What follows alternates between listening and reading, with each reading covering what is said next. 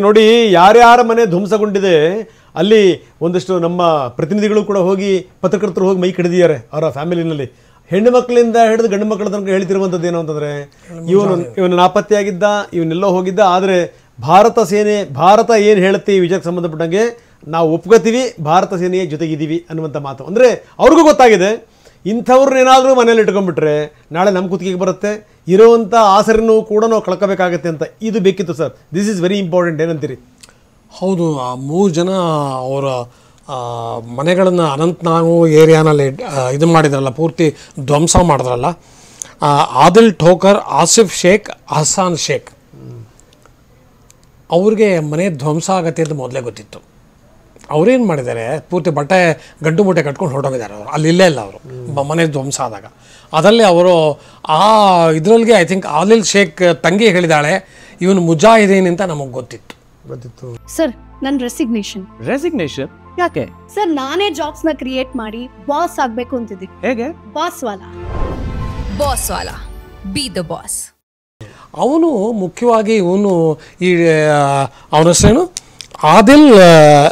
ಆದಿಲ್ ಹುಸೇನ್ ಠೋಕರ್ ಅವನು ಇವ್ರಿಗೆ ಈ ಉಗ್ರ ಇವರಿಗೆ ಭಯೋತ್ಪಾದಕರಿಗೆ ಪೂರ್ತಿ ಲಾಜಿಸ್ಟಿಕ್ಸ್ ಸಪೋರ್ಟ್ ಮಾಡಿದ್ದಾನೆ ವಿತೌಟ್ ಇದನ್ನು ಅವನು ಯೂನಿಫಾರ್ಮ್ಸ್ ಕೊಟ್ಟಿದ್ದಾನೆ ಅದು ಬ್ಯಾಟ್ಲ್ ಆರ್ಮಿ ಫೆಟಿಕ್ಸ್ ಕೊಟ್ಟಿದ್ದಾನೆ ಅಲ್ಲಿ ಇರೋಕ್ಕೆ ಜಾಗ ಮಾಡಿದ್ದಾನೆ ಅವನು ಆಮೇಲೆ ಅವ್ರ ಪರವಾಗಿ ಇವನು ರೆಕಾನಸೆನ್ಸ್ ಮಾಡಿದ್ದಾನೆ ಎಲ್ಲಿ ಹೊಡಿಬೇಕು ಅಂತ ಆಮೇಲೆ ಇದು ಎಷ್ಟು 15-20 ದಿವಸದಿಂದ ನಡೀತಾನೆ ಇದೆ ನೀವು ಹೇಳಿದ್ರಲ್ಲ ಅವ್ರು ಪೈನ್ ಟ್ರೀ ಮೇಲೆ ಕೂತಿದ್ರು ಅಂತ ಒಂದು ಸ್ವಲ್ಪ ನಮಗೆ ಡೌಟ್ ಬಂದಿತ್ತು ಯಾಕಂದರೆ ಇದರೊಳಗೆ ಪ್ಲಾಟೂನಲ್ಲಿ ಪಹಲ್ಗಾಮಲ್ಲಿ ವಿಪರೀತ ಥಿಕ್ ಫಾರೆಸ್ಟ್ ಟ್ರೈಲ್ ಇದೆ ಫಾರೆಸ್ಟ್ ಹೇಳಿದ್ರೆ ಜನ ಅಲ್ಲಿ ಆರಾಮಾಗಿ ಇದನ್ನು ಟ್ರೆಕ್ಕಿಂಗ್ ಎಲ್ಲ ಹೋಗ್ತಾರೆ ಅಲ್ಲಿ ಹೋಗಿ ಕೂತಿರ್ಬೇಕಾದ್ರೆ ಅಲ್ಲಿ ಇವ್ರು ಕೂತಿರೋರನ್ನ ಯಾರು ನೋಡದೇ ಇರಬೇಕಾದ್ರೆ ಸ್ವಲ್ಪ ಅದಕ್ಕೆ ಲೋಕಲ್ ಸಪೋರ್ಟ್ ಬೇಕೇ ಬೇಕು ಸೊ ಇವನು ಕೊಟ್ಟಿದ್ದಾನೆ ಇವ್ರು 3 ಜನ ಇವತ್ತು ಪರಾರಿ ಅವರು ಸಿಕ್ಕಿಲ್ಲ ಯಾರು ಗೊತ್ತು ಇವ್ರದ್ದೆಲ್ಲ ರೂಟು ನಮಗೆ ಗೊತ್ತು ಭಾಳ ಚೆನ್ನಾಗಿ ಗೊತ್ತು ರೂಟು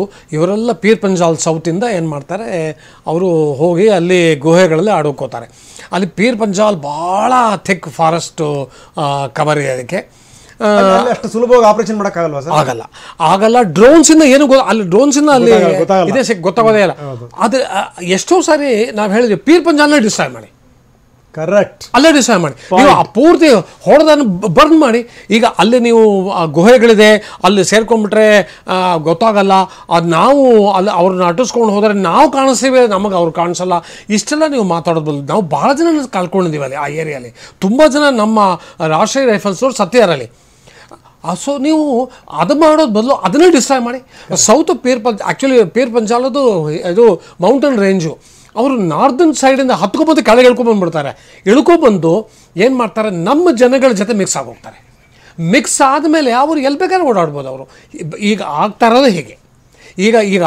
ಹೇಗೆ ಎಲ್ಲ ಭಯೋತ್ಪಾದಕರು ಅಲ್ಲಿಂದ ಬಂದು ಅವ್ರು ಸರಿಯಾದ ಟೈಮ್ ನೋಡಿ ಹೊರಗೆ ಬಂದು ಆಮೇಲೆ ಅವರ ಸ್ಲೀಪರ್ ಸೆಲ್ಸಿಂದ ಹೆಲ್ಪ್ ತೊಗೊಂಡು ಅವರು ಲೋಕಲ್ ಜೊತೆ ಮಿಕ್ಸ್ ಮಾಡಿಕೊಂಡು ಅವರು ಓಡಾಡ್ತಾ ಇರ್ತಾರೆ ಈಗ ಆಗಿರೋದು ಹಾಗೆ ಅಂತ ನಮ್ಗೆ ಅನ್ಸಿದೆ ಸೊ ಇವರು ಅಡ್ಕೋಬೇಕಾದ್ರೆ ಅಲ್ಲೇ ವಾಪಸ್ ಹೋಗಿ ಅಲ್ಲೇ ಅಡ್ಕೋಬೇಕು ಅಂದರೆ ಇವ್ರಿಗೆ ಆ ಲೋಕಲ್ ಹೆಲ್ಪ್ ಇರಲೇಬೇಕು ಆಡ್ಕೊಳ್ಳೋಕ್ಕೆ ಸೊ ಆ ಪೀರ್ ಪಂಜಾಲ್ ಫಾರೆಸ್ಟ್ ಕವರ್ನ ಡಿಸೈಡ್ ಮಾಡಿ ಎಸ್ ಇದಕ್ಕೆ ಸಂಬಂಧಪಟ್ಟಂಗೆ ಮಾತಾಡೋಣ ಯಾಕಂದರೆ ಇದು ಸಾಮಾನ್ಯ ಸಂಗತಿ ಎಲ್ಲ ನಾನು ಮಾತನ್ನು ಹೇಳ್ತಾ ಇದ್ದೆ ಅಲ್ಲಿಂದ ತಯಾರಾಗಿ ಬಂದಿರುವಂಥವ್ರು ಎಲ್ಲರೂ ಕೂಡ ಬಂದು ಶಸ್ತ್ರಾಸ್ತ್ರಗಳನ್ನ ಹಿಡ್ಕೊಂಡ್ಬರ್ತಾರೆ 8 ಜನರನ್ನ ಅಂತ ಕೊಲ್ಲುವಂಥದ್ದು ಹೀಗಾಗಿ ಏನು ಅಂತಂದರೆ ಸೈಮಲ್ಟೇನಿಯಸ್ಲಿ ಆಪರೇಷನ್ಗಳಾಗಬೇಕು ಒಂದು ಕಡೆಗೆ ಏನು ಅಂದರೆ ಇವರ ಡೇರಿಗಳು ಯಾವ್ಯಾವಿದೆ ಇವ್ರಿಗೆ ಎಲ್ಲೇ ಟ್ರೈನಿಂಗ್ ಕೊಡ್ತಾ ಇದ್ದಾರೆ ಅವು ಕೂಡ ಧ್ವಂಸ ಆಗಬೇಕು ಇನ್ನೊಂದು ಕಡೆಗೆ ಏನು ಅಂದರೆ ಪಾಕಿಸ್ತಾನದ ಮೂಲಕ್ಕೆ ಹೊಡಿಬೇಕು ಮೂಲಕ್ಕೆ ಅದರಲ್ಲೂ ಏನು ಅಂತಂದರೆ ಎಲ್ಲೆಲ್ಲಿ ರಾವಲ್ಪಿಂಡಿ ಎಕ್ಸಾಂಪಲ್ ಎಲ್ಲೆಲ್ಲಿ ಸೇನಾ ಶಸ್ತ್ರಾಗಾರಗಳಿವೆ ಹೇಳ್ತಾ ಇದ್ರು ಸರ್ ಏನು ಅಂದರೆ ಎಲ್ಲಿಂದ ಫ್ಯೂಯಲ್ ಹೋಗುತ್ತೆ ಅಂತ ಅದನ್ನು ಕಟ್ ಮಾಡಬೇಕು ಆವಾಗ ಮಾತ್ರ ಸರಿಯಾಗುತ್ತೆ ಈಗಾಗಲೇ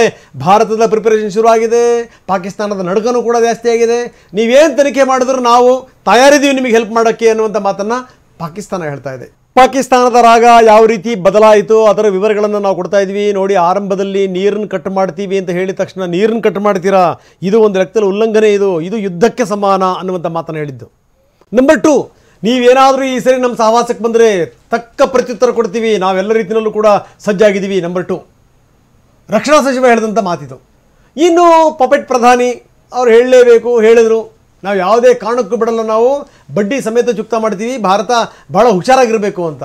ಯಾವಾಗ ಭಾರತ ಸ್ಟ್ರಾಂಗ್ ಆಗ್ತಾ ಹೋಯಿತು, ಸೇನೆಯನ್ನು ಪೇರಿಸ್ತಾ ಹೋಯಿತು, ಆಮೇಲೆ ಈ ರಾಜತಾಂತ್ರಿಕ ನಿಲುವನ್ನೆಲ್ಲ ಕಂಡ ತಕ್ಷಣ ಈಗ ಪಾಕಿಸ್ತಾನದ ಹಿಂಬದಿಗೆ ನಡುಕ ಶುರುವಾಯಿತು. ಈಗ ಅವ್ರು ಹೇಳ್ತಾರೆ, ಇದಕ್ಕೆ ಬೇಕಿದ್ರೆ ನೀವು ಅಂತಾರಾಷ್ಟ್ರೀಯ ತನಿಖೆ ಮಾಡಿ, ನಾವು ನಿಮಗೆ ಬೆಂಬಲ ಕೊಡೋಕ್ಕೆ ತಯಾರಿದ್ದೀವಿ, ನಾವು ನಿಮಗೆ ಸಹಕಾರ ಕೊಡ್ತೀವಿ ಅಂತ. ಇದು ಪಾಕಿಸ್ತಾನದ ಬಣ್ಣ ಯಾವ ರೀತಿ ಬದಲಾಗುತ್ತೆ ಅಂತ. ಈ ದೇಶದ ಪ್ರಧಾನಿ ಮಾತಾಡಿ 3 ದಿವಸ ಆಗಲಿಲ್ಲ, 3 ದಿವಸಕ್ಕೆ ಅವರು ಮುಕ್ಕಾಲು ಭಾಗ ನಡುಗೋಗಿದ್ದಾರೆ.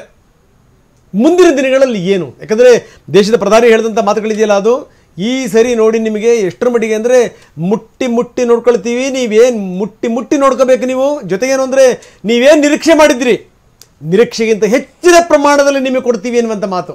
ಅದೇ ಮಾತನ್ನು ನಾನು ಕೇಳ್ತಾ ಇದ್ದೀನಿ ಸರ್.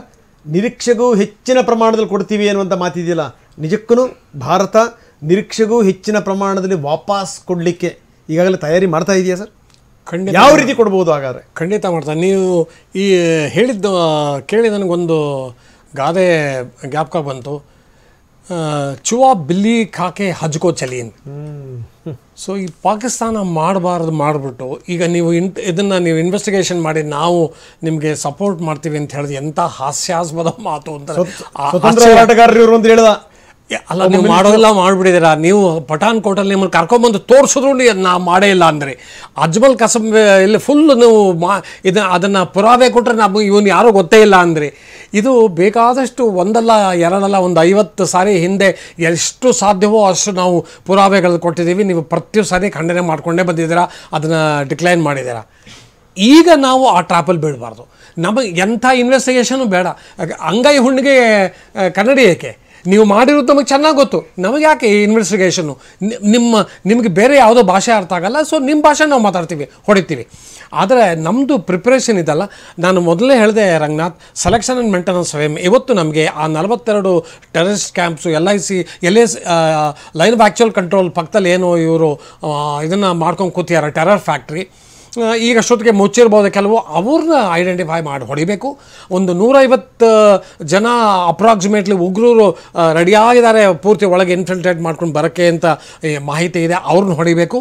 ಆಮೇಲೆ ಈ ಹಾವಿನ ನೋಡಿ, ಹಾವಿನ ಹೆಡೆನ ಹೊಡಿಬೇಕು. ಆ ಹಾವಿನ ಹೆಡೆನ ಹೊಡಿಬೇಕು. ಎಲ್ಲರೂ ಹೇಳ್ತಾರಲ್ಲ, ಹಾವನ್ನು ಸಾಯಿಸಬೇಕಾದ್ರೆ ಆ ಹೆಡೆನ ಹೊಡಿಬೇಕಂತೆ. ಸೊ ಆ ಹೆಡೆಯಲ್ಲಿದೆ ಇವನು ಹಫೀಜ್ ಸೈಯದ್ದು, ಸೈಫುಲ್ಲಾ ಕಸೂರಿ, ಇವನು ಮೌಲಾನಾ ಮಸೂದ್ ಅಜರು, ಆಮೇಲೆ ಇವನು ಸಜೀದ್ ಮೀರು, ಒಂದ ಎರಡ ಇವ್ರದ್ದು ಭಾಳ ದೊಡ್ಡ ಟೋಲಿದೆ ಇದೆ. ಅವ್ರನ್ನ ಪತ್ತೆ ಹಚ್ಚಿ ಅವ್ರನ್ನ ನಿರ್ನಾಮ ಮಾಡಬೇಕು.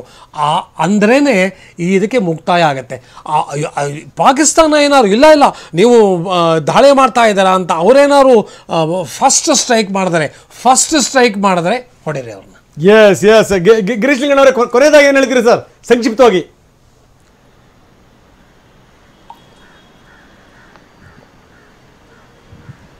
ಗಿರೀಶ್, ನನ್ನ ಧ್ವನಿ ಕೇಳ್ತಾ ಇದೆಯಾ? ಈಗ ಕೇಳಿಸ್ತಾ ಇದೆ. ಎಸ್ ಎಸ್ ಎಸ್ ಕೊನೆಯದಾಗಿ ಏನು ಹೇಳ್ತೀರಿ sir? What is your last word? We have to do both kinetic and non kinetic operations. ಎರಡು ಸೈಮಲ್ಟೇನಿಯಸ್ ಆಗಿ ಮಾಡ್ಕೊಂಡೋಗಿ ಅವ್ರನ್ನ ಹೊಡಿಲೇಬೇಕು. ಈಗ ಒಂದು ಒಳ್ಳೆ ಟೈಮ್ ಬಂದಿದೆ. ಪಾಕಿಸ್ತಾನ್ ನಮ್ಮ ನೆಲನೇನು ತಗೊಂಡು POK ಅಂತಾರೋ ಅದನ್ನು ನಾವು ಕಸ್ಕೋಬೇಕು. ಇದು ಒಳ್ಳೆ ಆಪರ್ಚುನಿಟಿ. ಇದನ್ನ ಬಿಟ್ಟರೆ ಮತ್ತೆ ಯಾವ ಆಪರ್ಚುನಿಟಿನೂ ಸಿಗಲ್ಲ. POKನೇ ತಗೋತೀವಿ, ವಶ ಪಡ್ಕೋತೀವೋ ಇಲ್ಲ ಗಿಲ್ಗಿಟ್ ಪಾಕಿಸ್ತಾನ್ನೇ ತಗೋತೀವೋ, ಇದು ಒಳ್ಳೆ ಈಗ ಎಲ್ಲ ಅಂತಾರಾಷ್ಟ್ರೀಯ ಮಟ್ಟದಲ್ಲೂ ಸಪೋರ್ಟ್ ಇರೋದ್ರಿಂದ ಈಗ ನಾವು ಮುಂದುವರೆದು ಈಗ ಒಂದು ಕಡೆ ಯೋಚನೆ ಮಾಡಬೇಕು. Yes yes yes sir, thank you very much. ಇಲ್ಲಿ ತನಕ ಬಂದು ಸಾಕಷ್ಟು ಎಲ್ಲರೂ ಕೂಡ ಮಾತಾಡಿದ್ರೆ ತಮ್ಮೆಲ್ಲರಿಗೂ ಕೂಡ ಧನ್ಯವಾದ. ಒಂದು ಮಾತು ಮಾತ್ರ ಸತ್ಯ, ಈ ಬಾರಿ ಭಾರತ ಒಂದು ದೊಡ್ಡ ಹೆಜ್ಜೆಯನ್ನು ಇಡುತ್ತೆ, ಒಂದು ದಿಟ್ಟ ಹೆಜ್ಜೆಯನ್ನು ಇಡುತ್ತೆ. ಈಗಾಗಲೇ ಸಕಲ ರೀತಿಯಲ್ಲೂ ಕೂಡ ಭಾರತ ಸಜ್ಜಾಗಿರುವಂಥದ್ದು. ಯಾವುದೇ ಸ್ಥಿತಿಗತಿಗಳನ್ನು ಎದುರಿಸಲಿಕ್ಕೆ ಭಾರತ ಸಜ್ಜಾಗಿ ನಿಂತಿದೆ. ಈ ಸರ್ತಿ ಒಂದು ದೊಡ್ಡ ಪಾಠ ಕಲಿಸುವಂಥದ್ದು ನಿಶ್ಚಿತ. ಬಹುಶಃ ಏನು ಅಂದರೆ ಈ ಒಳಗಡೆ ಏನೇನು ಆಗ್ತಾ ಇದೆ ಅದು ಯಾವುದೂ ಕೂಡ ನಮಗೆ ಗೊತ್ತಾಗಲ್ಲ. ಆದರೆ ಕೆಲವೇ ದಿನಗಳಲ್ಲಿ ಇದರ ಪರಿಣಾಮಗಳೇನು ಅನ್ನುವಂಥದ್ದು ತುಂಬ ಸ್ಪಷ್ಟವಾಗಿ ಗೋಚರ ಆಗುತ್ತೆ. ಒಟ್ಟಾರೆಯಾಗಿ ಇಡೀ ದೇಶ ಕಾಯ್ತಾ ಇದೆ ಭಾರತ ಯಾವ ರೀತಿ ತಿರುಗೇಟು ಕೊಡುವಂಥ ಏಟಿದೆಯಲ್ಲ, ಹಿಂದಿನ ಏಟುಗಳ ಥರ ಇರಬಾರ್ದು, ಇದು ಮರ್ಮಾಘಾತ ಆಗಬೇಕು. ಅದು ಯಾವ ರೀತಿ ಒಂದು ಆಘಾತವನ್ನು ಕೊಡುತ್ತೆ ಭಾರತ ನೋಡೋಣ.